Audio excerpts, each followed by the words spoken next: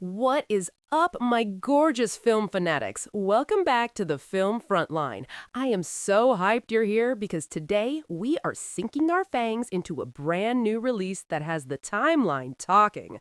Grab your iced matcha, get comfortable, and let's spill the tea on Vampires of the Velvet Lounge. Is it serving iconic high camp vampire royalty, or is it a totally defanged flop? Let's get into it. So, let's set the scene. We're dealing with a modern reimagining of the legendary Countess Elizabeth Bathory, played by the iconic Mina Suvari. She and her coven of bloodsuckers have relocated to the steamy streets of Savannah, Georgia, where they run a back alley absinthe bar. But wait, it gets better. How do they lure their victims in 2026? Through webcam dating schemes. I mean, a catfish vampire hustle? That premise is pure, unadulterated camp, and on paper, it is an absolute serve. But girls, the execution is where things start to get a little messy. Let's break down the deep dive. The movie immediately gives off late 90s, made-for-TV, sci-fi channel energy, and not necessarily the cute, nostalgic kind. The director, Adam Sherman, attempts to give us this gritty Tarantino meets Robert Rodriguez grindhouse aesthetic, but he completely misses the mark on what makes those films actually work. Let's talk about the heavy hitters in this cast, because there is some serious wasted potential here. We have Ditchin Lockman, who we all know and obsess over from Severance, playing Cora, a former assassin turned gun for hire, who's trying to trap Elizabeth through an online romance. It sounds like a boss role, right? Sadly, the script totally sidelines her. She's giving stoic, Sin City energy, but the writing leaves her character feeling completely one note. When you have a powerhouse actress like Ditchin, you let her pop off. You don't just leave her underwritten. And then there's the incredibly frustrating male gaze issue. For a movie centered around a coven of lethal, man-eating women, it somehow strips them of all their depth. The female characters lack distinct personalities beyond looking like demonic green absinthe fairies, and poor Rosa Salazar, who plays Cora's roommate, is inexplicably staged in a constant state of undress, pacing around her apartment in her underwear, lifting weights, while talking to the camera.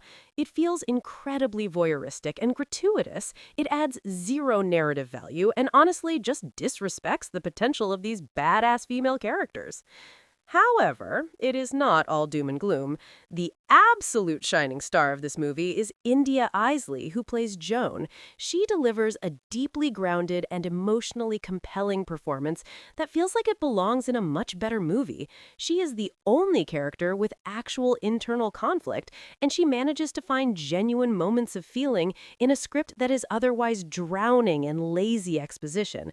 And when I say exposition, I mean it. The first 20 minutes are a massive lore dump. The characters literally sit around explaining their blood preferences and backstories to people they've known for centuries. It's the ultimate sin of tell, don't show. This actually brings us to a huge industry implication. Vampires of the Velvet Lounge feels painfully engineered for the second screen era.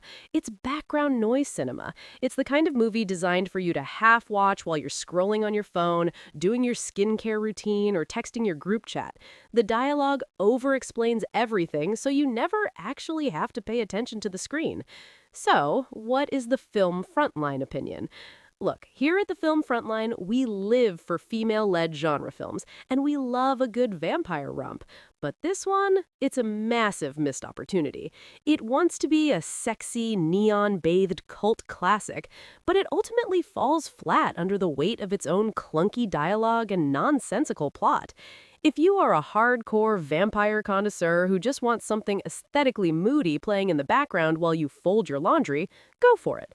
But if you're looking for the next iconic, blood-soaked feminist masterpiece, you are going to be left hungry.